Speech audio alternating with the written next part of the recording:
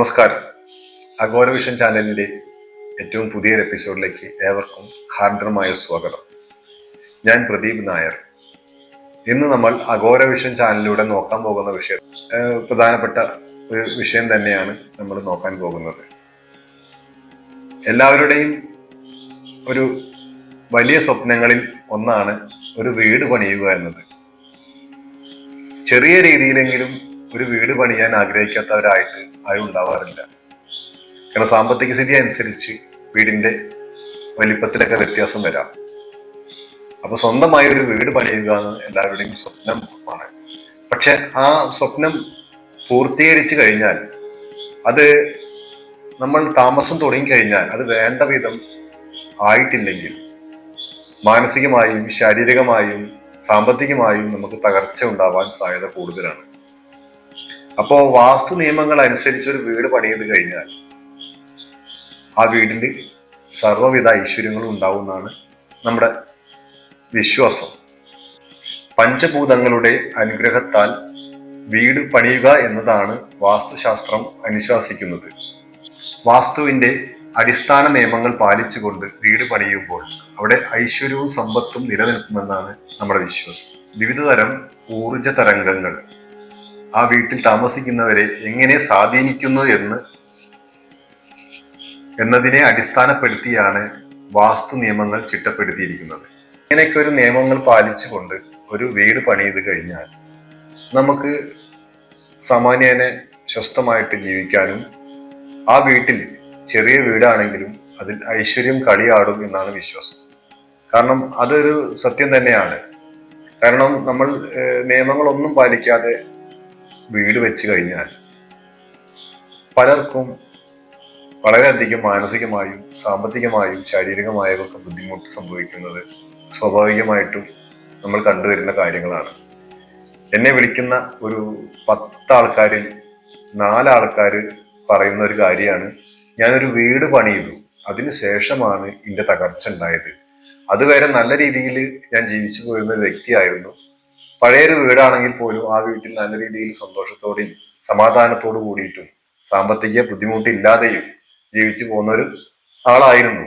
പക്ഷെ ഞാൻ പുതിയ വീട് പണിയത് ആ വീട്ടിലേക്ക് താമസം മാറിയതോടുകൂടി എന്റെ ജോലി പോയി, എന്റെ സാമ്പത്തിക സ്ഥിതി ആകെ താളം തെറ്റി, വീട്ടിൽ സ്വസ്ഥത ഇല്ലാതെയായി. വരുമാനമില്ലെങ്കിൽ സ്വാഭാവികമായിട്ടും വീട്ടിൽ സ്വസ്ഥത ഉണ്ടാവില്ല. കാരണം വീട്ടിലെ കാര്യങ്ങൾ മുന്നോട്ട് നടന്നു പോവുക അത്ര എളുപ്പമല്ല.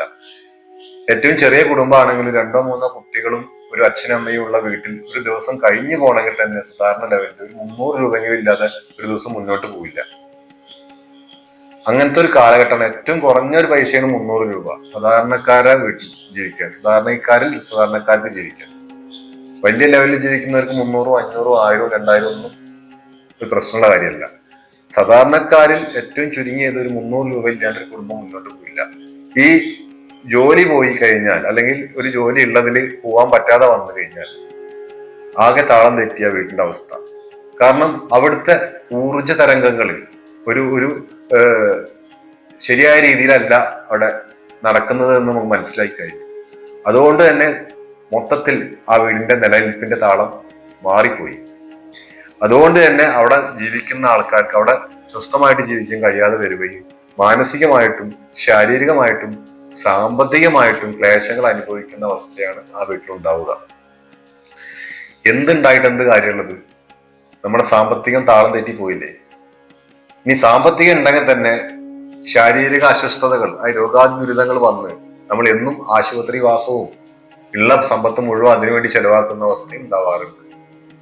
അപ്പോൾ നമ്മൾ വീട് പണിയുമ്പോൾ അത് വളരെ ശ്രദ്ധിച്ചിട്ട്, ചെറിയ വീടാണെങ്കിൽ പോലും വളരെയധികം ശ്രദ്ധിച്ചിട്ട് ചെയ്യേണ്ട കാര്യം തന്നെയാണ്.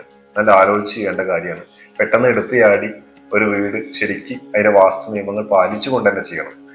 അപ്പോൾ ചോദിക്കും, ഇന്നത്തെ ഒരു അവസ്ഥയിൽ എങ്ങനെയാണ് നമ്മൾ വാസ്തു നിയമങ്ങൾ പൂർണ്ണമായിട്ടും പാലിച്ചുകൊണ്ടൊരു വീട് ചെയ്യുക എന്നുള്ളത്? ശരിയാണ് എല്ലാവരും പറയുന്നത്. കാരണം 2 സെന്റിലും 3 സെന്റിലും 5 സെന്റിലും ഒക്കെ നമ്മൾ വീട് പണിയുന്നുണ്ട്. കാരണം അന്ന് അത്രയാ വാങ്ങിക്കാൻ കഴിയുള്ളൂ ആൾക്കാർക്ക്. അപ്പൊ അതിന്റെ പേരിൽ ചെറിയ സ്ഥലത്തായിരിക്കും നമ്മൾ വീട് പണിയുക. പക്ഷെ അങ്ങനെയാണെങ്കിൽ പോലും പരമാവധി നമ്മൾ വാസ്തുവിന്റെ നിയമങ്ങൾ പാലിച്ചുകൊണ്ട് തന്നെ വീട് പണിയാൻ ശ്രദ്ധിക്കുക. അങ്ങനെ വീട് പണിതാൽ നമുക്ക് അവിടെ തന്നെ ജീവിതത്തിൽ തന്നെ വളരെയധികം മാറ്റം ഉണ്ടാവും. നമ്മളെ സാമ്പത്തിക ഉന്നതി തന്നെ മാറും എന്ന് തന്നെയാണ്. ഇനി ഞാൻ ഈ പറയുന്ന ചില കാര്യങ്ങൾ നിങ്ങൾ വീട്ടിൽ ചെയ്യുകയാണെങ്കിൽ തീർച്ചയായിട്ടും നിങ്ങളുടെ സാമ്പത്തിക സ്ഥിതിയിൽ മാറ്റം വരും. ധനം വർദ്ധിക്കാൻ തുടങ്ങും. അതുപോലെ ധനം വർദ്ധിച്ചതോട് കൂടിയിട്ട് നമ്മുടെ സാമ്പത്തിക ബുദ്ധിമുട്ടുമാകും. ആ വീട്ടിലെ അന്തരീക്ഷം നന്നായിരിക്കും. മാനസികമായും ശാരീരികമായും ഒക്കെ ബുദ്ധിമുട്ടുള്ള തന്നെ നമുക്ക് അത് വളരെയധികം മാറ്റം വരാൻ തുടങ്ങും എന്നുള്ളതാണ്.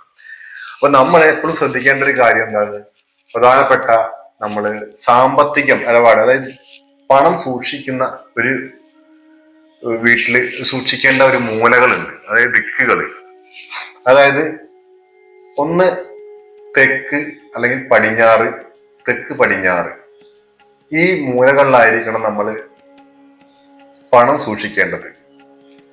പണവും പ്രധാനപ്പെട്ട രേഖകളും നമ്മൾ ഈ തെക്ക് പടിഞ്ഞാറ് മൂലയിലായിരിക്കും സൂക്ഷിക്കേണ്ടത്. അത് അലമാരയാണെങ്കിൽ ആ അലമാരയുടെ മുഖം വരുന്നത് വടക്കോട്ടായിരിക്കണം. ഇങ്ങനെ സൂക്ഷിച്ചു കഴിഞ്ഞാൽ നിങ്ങളുടെ വീട്ടിലെ നിങ്ങളുടെ സാമ്പത്തിക സ്ഥിതി മൊത്തം മാറി നല്ല സാമ്പത്തിക വ്യത്യാസം നിങ്ങളുടെ ജീവിതത്തിൽ ഉണ്ടാവും. കാരണം നഷ്ടപ്പെട്ട ജോലി തിരികെ കിട്ടാനും അതേപോലെ തന്നെ ജോലി ഇല്ലാത്തവർക്ക് ജോലി ഉണ്ടാവാനും ആ ജോലി മുഖാന്തരം സാമ്പത്തിക ശേഷി ഉണ്ടാവാനും ധനം കുമിഞ്ഞുകൂടാനും ഈ ഒരു രീതി വഴിയൊരുക്കും എന്നാണ്. കാരണം എപ്പോഴും തെക്ക് പടിഞ്ഞാറ് മൂലയിലാണ് നമ്മൾ പണം സൂക്ഷിക്കേണ്ടത് വീടിന്റെ. പിന്നെ നമ്മൾ വേറെ ശ്രദ്ധിക്കേണ്ടത് നമ്മള് അതായത് അഗ്നികോണിൽ കിഴക്ക് തെക്ക് മൂലയിൽ ഒരു കാരണവശാലും മുറി പണിയുകയരുത്. മുറി പണിയുന്നത് കഴിഞ്ഞാൽ അവിടെ മുറി പണിയുന്നതിനേക്കാട്ടും നല്ലത് അവിടെ അടുക്കള പണിയുന്നതാണ്. അഗ്നികോണിൽ എപ്പോഴും അടുക്കള പണിയുന്നതായിരിക്കും നല്ലത്. അത് പ്രത്യേകം ശ്രദ്ധിക്കുക. അതുപോലെ തന്നെ അഗ്നിമൂലയിൽ പണം സൂക്ഷിക്കരുത്. അഗ്നിമൂലയിൽ അടുക്കള പണിയാൻ ഉത്തമമാണ്. പഠനമുറിയോ കുട്ടികളുടെ പഠനമുറിയോ ഒന്നും അവിടെ ഉണ്ടാക്കരുതെന്നാണ് നിയമം. ഏറ്റവും ഉത്തമം അടുക്കള പണിയാനാണ്. അതുപോലെ തന്നെ വടക്ക് കിഴക്ക് മൂലയിൽ ധനം സൂക്ഷിക്കുന്നത് ഉത്തമമല്ല. അതായത് കടബാധിതയാവും ഫലം ഉണ്ടാവുക. അതായത് നമ്മുടെ ഈശാന കോണിൽ നമ്മൾ പണം സൂക്ഷിച്ചു കഴിഞ്ഞാൽ അലമാര, പണത്തിന്റെ പെട്ടി, അലമാര അങ്ങനെയുള്ള സംഭവങ്ങളൊക്കെ സൂക്ഷിച്ചു കഴിഞ്ഞാൽ നമുക്കത് കടബാധിതയിലേക്ക് പോകുന്നതാണ് വാസ്തുശാസ്ത്ര നിയമപ്രകാരം പറയുന്നത്. അവിടെ ഏറ്റവും നല്ലത് പൂജാമുറിയോ കുട്ടികൾക്ക് പഠിക്കാനുള്ള മുറിയോ ഒക്കെ തിരഞ്ഞെടുക്കുന്നത് നന്നായിരിക്കും. അതുപോലെ തന്നെ നമ്മൾ പണം സൂക്ഷിക്കാൻ വായുകോണാണ് ഉപയോഗിക്കുന്നതെങ്കിൽ അഥവാ വടക്ക് പടിഞ്ഞാറ് മൂലയാണ് ഉപയോഗിക്കുന്നതെങ്കിൽ വരവിൽ കൂടുതൽ ചെലവ് ഉണ്ടാകും എന്നാണ് വിശ്വാസം. അതായത് സാമ്പത്തിക നഷ്ടം ഉണ്ടാകുന്നു, ഒരു സംശയം വേണ്ട. വടക്ക് പടിഞ്ഞാറ് മൂലയിൽ പണം സൂക്ഷിച്ചു കഴിഞ്ഞാൽ വരവിൽ കൂടുതൽ ചെലവ് വരും. അതായത് നഷ്ടങ്ങൾ സംഭവിച്ചുകൊണ്ടിരിക്കും ജീവിതത്തിൽ എന്നുള്ളതാണ്. അപ്പൊ അത് ശ്രദ്ധിക്കുക. അവിടെ പണം സൂക്ഷിക്കാൻ ഉത്തമമല്ല എന്നുള്ളത് തന്നെയാണ്. അതുപോലെ ഏറ്റവും സാമ്പത്തിക അഭിവൃദ്ധി ഉണ്ടാവാൻ നേരത്തെ പറഞ്ഞ കാര്യം തന്നെയാണ് വീടിന്റെ കന്നിമൂലയിൽ പണം സൂക്ഷിക്കുന്നതാണ് ഏറ്റവും നല്ലത്. അങ്ങനെ പണം സൂക്ഷിച്ചു കഴിഞ്ഞാൽ നിങ്ങൾക്ക് നാൾക്ക് നാൾ വെച്ചടി കയറ്റമായിരിക്കും ഉണ്ടാവുക, ഇറക്കമല്ല. ദിനം പ്രതി സമ്പത്ത് വർദ്ധിച്ച് നല്ല സാമ്പത്തിക ശേഷി നിങ്ങൾക്ക് ഉണ്ടാവും എന്നുള്ള സംശയം വേണ്ട. കാരണം കൃത്യമായിട്ട് കന്നിമൂലയിൽ പണപ്പെട്ടി സൂക്ഷിക്കുകയോ അലമാര സൂക്ഷിക്കുകയോ, അതായത് തെക്ക് പടിഞ്ഞാറേ മൂലയിൽ, തെക്ക് പടിഞ്ഞാറേ മൂലയാണ് കന്നിമൂല. സാധാരണക്കാർക്ക് മനസ്സിലാവാത്തതുകൊണ്ടാണ് പറഞ്ഞത്. തെക്ക് പടിഞ്ഞാറ് മൂലയാണ് കന്നിമൂല. ഈ കന്നിമൂലയിൽ പണപ്പെട്ടി സൂക്ഷിച്ചു കഴിയുകയോ അലമാര സൂക്ഷിക്കുകയോ ചെയ്താൽ അത് വടക്കോട്ട് ദർശനമായിട്ട് സൂക്ഷിച്ചു കഴിഞ്ഞാൽ തീർച്ചയായിട്ടും നമുക്ക് സാമ്പത്തിക ഉന്നതി ഉണ്ടാവും. വെച്ചടി കയറ്റം വരും. മാത്രമല്ല ആ പണപ്പെട്ടിയിൽ മയിൽപ്പീലി കൂടി സൂക്ഷിച്ചു കഴിഞ്ഞാൽ ഏറ്റവും ഉത്തമമായി കരുതുന്നു. സാമ്പത്തിക ശേഷിക്ക് മയിൽപ്പീലി കൂടി ആ അലമാരയിൽ സൂക്ഷിച്ചു കഴിഞ്ഞാൽ ഏറ്റവും ഉത്തമമാണ്. നമ്മുടെ എല്ലാവരുടെയും സ്വപ്നമാണ് സ്വന്തമായി ഒരു വീട് വെക്കുക എന്നുള്ളത്. സാധാരണക്കാർ പ്രത്യേകം മനസ്സിലാക്കുക, സാമ്പത്തിക ശേഷി നമ്മളൊരു വീട് വെക്കുന്നത് സ്വന്തമായി എത്രയോ കഷ്ടപ്പെട്ടിട്ടായിരിക്കും, ലോണ് വരെ എടുത്തിട്ടായിരിക്കും സാധാരണക്കാർ വീട് വെക്കുന്നുണ്ടാവുക. അവരുടെ എത്രയോ കാലത്തെ സ്വപ്നമായിരിക്കും. അല്ലെങ്കിൽ ഒരു ഗൾഫിൽ പോയിട്ട് ഒരു ജീവിതകാലം മൊത്തം കഷ്ടപ്പെട്ടിട്ട് അവരുടെ ഒരു സ്വപ്നമായിരിക്കും ഒരു വീട്. ആ വീട് വെക്കുന്നതോട് കൂടിയിട്ട് അവര് നാശത്തിലേക്കാണ് പോകുന്നത്. അത് ഇല്ലാണ്ടാവാനാണ് പ്രത്യേകം ശ്രദ്ധിക്കാൻ വേണ്ടിയിട്ട് ഒരു വീഡിയോ ചെയ്തത്. കാരണം നിങ്ങൾ തീർച്ചയായിട്ടും മനസ്സിലാക്കുന്നത് ഗൗരവമായിട്ട് എടുക്കണം. ഒരു കാരണവശാലും വീടിന്റെ മറ്റു ഭാഗങ്ങളിൽ സാമ്പത്തികം സൂക്ഷിക്കരുത്. തീർച്ചയായിട്ടും കന്നിമൂലയിൽ സൂക്ഷിക്കുക. അതായത് നമ്മുടെ മാസ്റ്റർ ബെഡ്റൂം വരെ കന്നിമൂലയിലാണ് വേണ്ടത് എന്നാണ് പറയാറ്. വാസ്തു നിയമങ്ങൾ കൃത്യമായി പാലിച്ചു പോയി കഴിഞ്ഞാൽ നമ്മുടെ സമ്പത്തിന് ഒരു കുറവും വരില്ല. നമ്മൾ കഷ്ടപ്പെട്ടത് ഒരിക്കലും വെറുതെ ആവില്ല. മറ്റത് നമ്മൾ പകലന്തിയോളം വെള്ളം കോരി അവസാനം കുടം ഇട്ട് ഉടച്ച അവസ്ഥയുണ്ടാവുക.